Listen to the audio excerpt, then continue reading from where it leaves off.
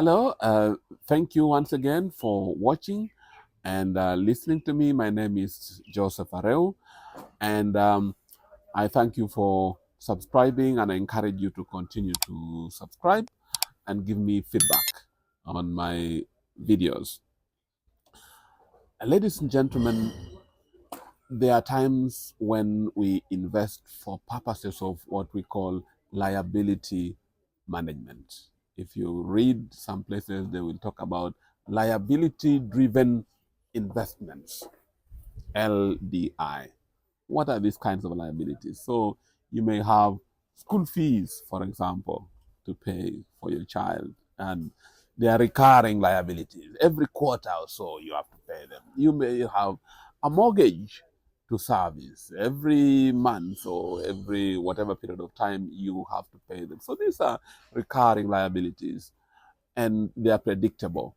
So sometimes you wonder, why not put aside some money which helps me to take care of those liabilities as and when they come through? And indeed, many of you watching me, listening to me right now,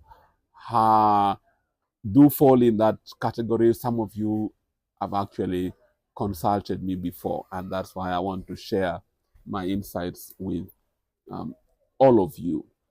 So there are three key things. So like all investments, remember the first thing to think about always is, what are the objectives? What am I planning to achieve from this investment? So for liability driven investments, there will be three things that you need to watch out for, objectives, in terms of objectives.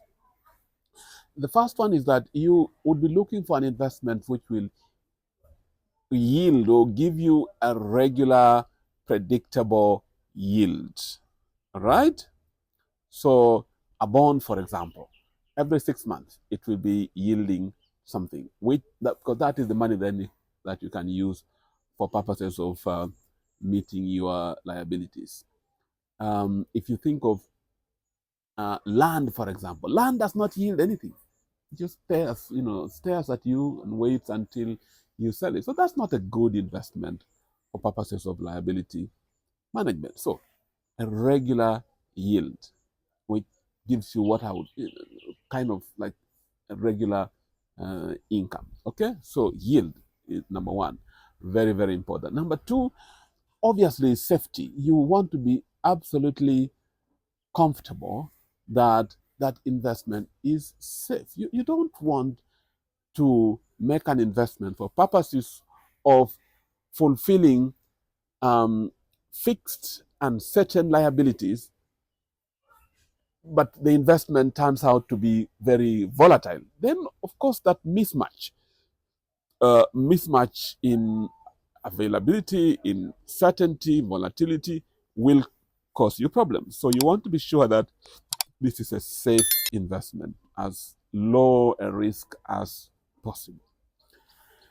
Number three, you in this case might want to stay away from highly liquid investments. So this is one of those few instances where I would be advising you not to go for an investment which is too liquid. What do I mean by too liquid? Meaning you can sell it anytime, you have easy access to the money. Because, of course, if you do that, then the temptations, you'll be tempted to reach out for the money when you have even the slightest of problems. As human beings, we always like to go for the so-called line of least resistance. Okay, this will not help your objective of meeting your liabilities as and when they come through. So in this case, a unit trust, for example, is great, but it's very liquid. So anytime you get tempted, you just reach out for it, and then you will not be able to meet your liabilities as they come through. Okay, so those three things you'd want to make sure you think about when you're making what we call liability driven investments, right? So again, in summary, therefore, you look at a bond, for example. That's a good investment to think about for that purpose. So you make sure the timing of the bond payments, the coupon payments, is in such a way that they are close to the time that your liabilities will be due, whether it is school fees or whatever. So a bond would be a great example of an investment that you can make. People sometimes think about real estate. Well, real estate is good, but not really perfect. So even if it is, say, rentals, you know how unreliable sometimes the rentals can be. Sometimes you're paid, sometimes you're not paid, sometimes you're paid late, and that may not help to meet your purposes of liability management. So, a bond or a similar investment which gives you steady cash flows, steady, reliable cash flows over a defined period of time would be an excellent investment for purposes of liability management.